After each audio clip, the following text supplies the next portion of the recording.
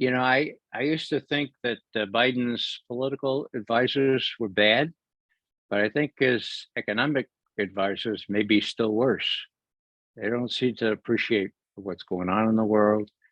How could they misjudge Russia's ability to rise above the sanctions?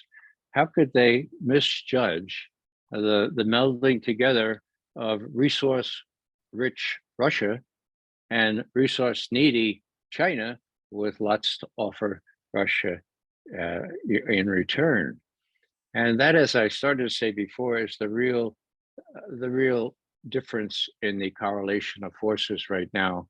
I started to say there was a triangular relationship, and now it's, I don't know if you remember geometry, but it's an isosceles triangle, okay? And the US is on the short end of things. Russia and China are in effect allies. Is Russia isolated?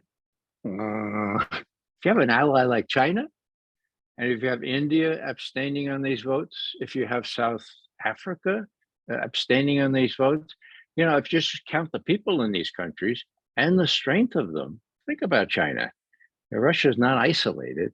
They've driven Russia and China together in a way that they have never been so close before. And as I said, I think before, I think unless Xi, the Chinese president, unless Xi Jinping said, okay, if you have to do this, then go ahead and do what you have to do in Ukraine. We won't criticize it. We won't side with those that want to vilify you. It's hard for us in our principal position to endorse it. I mean, after all, we're Westphalia people, right?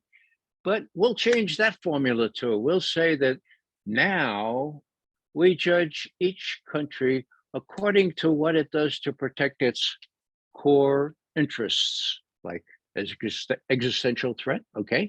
And we'll say that we judge each situation according to its merits. That's a far cry from Westphalia.